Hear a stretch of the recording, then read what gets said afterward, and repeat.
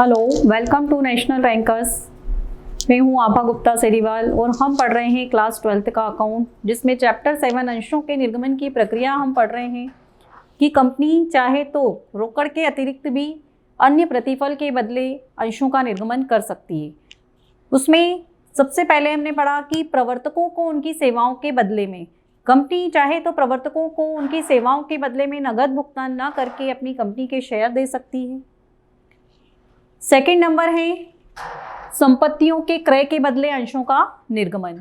कभी कभी कंपनी किसी वैसे व्यक्ति या संस्था से कोई संपत्ति खरीद लेती है जिसे नगद भुगतान न करके अंश दे दिए जाते हैं। जैसे किसी थर्ड पार्टी से उसने फर्नीचर खरीद लिया या कोई मशीनरी खरीद ली और उसको नगद भुगतान न करके कंपनी ने अपने शेयर दे दिए।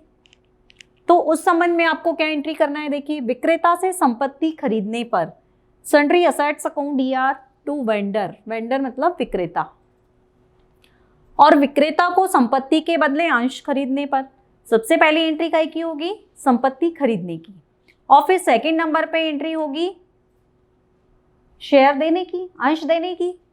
तो वेंडर क्या होगा, डेबिट हो जाएगा क्योंकि ये पाने वाला हो गया और पाने वाले को हम डेबिट करते हैं, इसलिए vendor account DR to share capital account, क्योंकि बदले में कैश न देकर वो कैपिटल दे रहा है, इसलिए टू शेयर कैपिटल हो जाएगा। तो ये था रोकड़ के बदले अन्य प्रतिफल में अगर शेयर दिए जाते हैं तो आपको उसमें किस तरीके से लेखा करना है।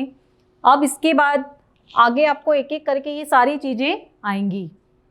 अंशों का निर्गमन मूल्य, अंशों के निर्गमन की प्रक्रिया हमने पढ़ ली कि कंपनी को कौन कौन से प्रोसीजर फॉलो करना होते हैं, कौन कौन सी विधियाँ हैं, कौन कौन से तरीके हैं, उसके बाद कंपनी अंशों का निर्गमन कर सकती है। अब हम पढ़ेंगे कि कंपनी अंशों का निर्गमन कैसे कर सकती है, किन किन मूल्यों पर कर सकती है।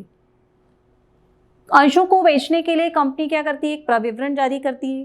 प्रविवरण जारी करने के बाद उसमें निर्गमन से संबंधित समस्त शर्तों और तथ्यों का उल्लेख होता है, जिसके आधार पर कोई भी व्यक्ति या संस्था जो भी कंपनी के अंश खरीदने में इच्छुक होती है वो आवेदन पत्र देती है।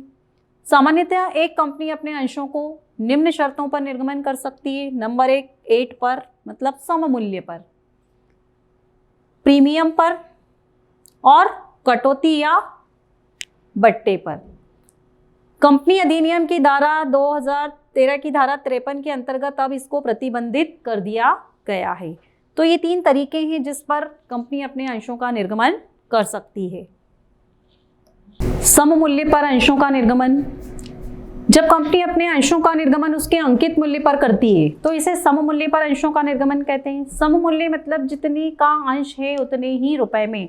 जैसे किसी कंपनी का शेयर 10 रुपए का है तो कंपनी ने उसको 10 रुपए में ही निर्गमित कर दिया, या 100 रुपए का शेयर 100 रुपए में ही कंपनी के द्वारा निर्गमित कर दिया गया, तो उसे सम मूल्य पर अंशों का निर्गमन कहा जाता है। प्रीमियम पर निर्गमन, जब कंपनी अपने अंशों का निर्गमन अंकित मूल्य से अधिक मूल्य पर करता है, मतलब जो मूल्य दिया गया है उससे ज़्यादा पर किया है, तो वह निर्गमन प्रीमियम, प्रब्याजी या अधिमूल्य पर निर्गमन कहलाता है।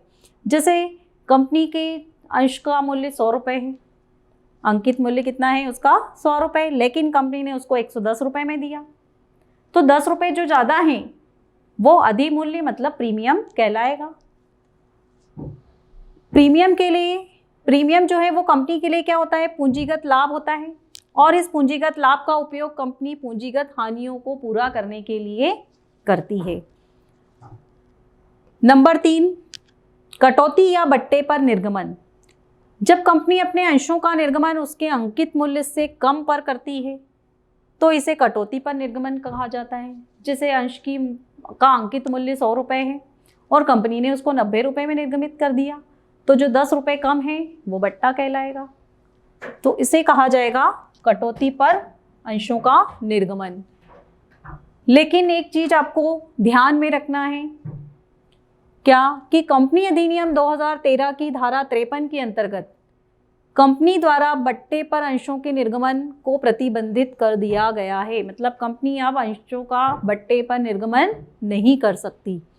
कोई भी कंपनी धारा 54 के अंतर्गत जारी स्वेट इक्विटी शेयर्स के अतिरिक्त अंशों को बट्टे पर निर्गमित नहीं कर सकती। सिर्फ जो स्वेट इक्विटी शेयर्स होते हैं उन्हीं को बट्टे पर निर्गमित किया जा सकता है। इसके अलावा जो अंश हैं उनको कंपनी बट्टे पर निर्गमित नहीं कर सकती। कंपनी द्वारा बट्टे पर अगर अंशों का निर्गमन किया गया है तो वो व्यर्थ माना जाएगा। यदि कोई कंपनी इस धारा का उल्लंघन करती है तो उसे कम से कम 1 लाख रुपए और अधिकतम 5 लाख का जुर्माना हो सकता है। तो आपको ये चीज़ें ध्यान में रखना है कि कोई भी कंपनी अब बट्टे पर अंशों का निर्गमन नहीं कर सकती है। Thank you.